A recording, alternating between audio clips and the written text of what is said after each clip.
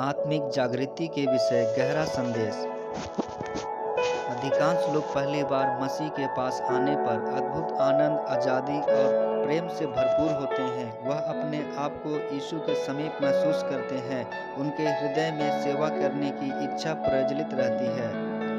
लेकिन धीरे धीरे समय बीतने पर आरंभ की उनकी उत्सुकता और जिज्ञासा धीरे धीरे कम हो जाती है और प्रायः पूरी तरह समाप्त हो जाती है। क्यों? क्या हो गया? हम यीशु के पास आने के प्रथम अनुभव को कैसे वापस ला सकते हैं? हमारे मसीह जीवन में यीशु के प्रति हमारे प्रेम और जिज्ञासा में कमी होने की समस्या से बड़ी दूसरी कोई समस्या नहीं है। यीशु ने इफिसुस की प्राचीन कलीसिया को यह डरावने संदेश लिख भेजने के लिए यूहन्ना से कहा, परंतु मुझे तेरे विरुद्ध यह कहना है कि तूने अपना पहला सा प्रेम छोड़ दिया है। इसलिए स्मरण कर कि तू कहाँ से गिरा है और मन फिरा और पहले के समान काम कर। यदि तू मन ना फिराएगा तो मैं तेरे पास आकर तेरी दीवट को उसके स्थान से हटा दूंगा। किसी व्यक्ति द्वारा शैतान के अंधकारमय राज्य को छोड़कर मसीह में विश्वास के द्वारा परमेश्वर के राज्य में प्रवेश करने पर शैतान क्रोध से आग बबूला हो उठता है। इसलिए शैतान किसी व्यक्ति के मसीह बनते ही अपने हर हथियार से उस नए विश्वासी पर आक्रमण करता है।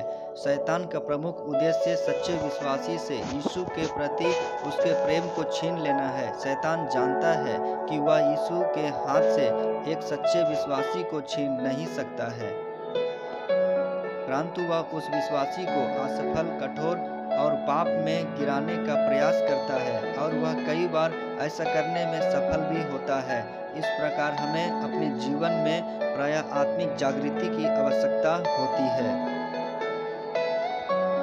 यह जागृति केवल किसी व्यक्ति के लिए ही जरूरी नहीं है, वरन कलीसियाओं के लिए भी जरूरी है। हमें अपने आप को लगातार जांचते रहना चाहिए। क्या हम यीशु को इस संसार की किसी भी वस्तु की अपेक्षा अधिक प्यार करते हैं? क्या हम सबसे पहले परमेश्वर के राज्य की तलाश करते हैं? क्या हम प्रत्येक मसीह भाई और बहन के साथ पूर्ण प्रेम और संगति में हैं? क्या हम अपने दैनिक जीवन में पवित्र आत्मा के फलों का अनुभव करते हैं? क्या हमारे जीवन में आत्मिक सामर्थ्य है? क्या हमारी कलीसिया में आत्मिक सामर्थ्य है? अगर इन प्रश्नों में से किसी का उत्तर नहीं है तो हमें जागृति की जरूरत है।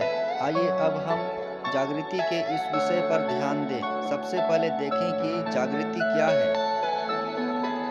जागृति मसीह के प्रति हमारे प्रथम प्रेम की पुनर्स्थापना है। जागृति यीशु के ज्योति में चलना है और यीशु को हमेशा के लिए अपने जीवन में रहने की अनुमति देना है। जागृति अपने पापों का अंगीकार कर यीशु को क्षमा और शुद्धता के लिए पुकारना है। जागृति अपने जीवन के प्रत्येक क्षेत्र को यीशु के अधिकार व नियंत्रण में सौंप देना है।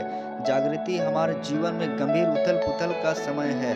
जागृति का अर्थ भावनात्मक आवेश में आकर कार्य करना नहीं है। यह प्रार्थना, मनन और गंभीर पूर्वक नम्रता और दीनता और आंसू के साथ यीशु के समीप जाने का समय है। जागृति वह समय है जिसमें हमारे भीतर छिपी पापी स्वभाव प्रकट कर प्रायश्चित किया जाता है। कलीसिया में मौजूद दुख, आलोचना और एक दूसरे के प्रति कड़वाहट को प्रकट कर उसके लिए प्रायश्चित किया जाता है। जागृति वह समय है जिसमें हमारे जीवन इस तरह परिवर्तित हो जाते हैं कि दूसरे लोग हमसे प्रभावित होकर मसीह के पास आते हैं। जागृति वह समय है जब पवित्र आत्मा बड़ी सामर्थ्य के साथ हमारे जीवन पर उतरता है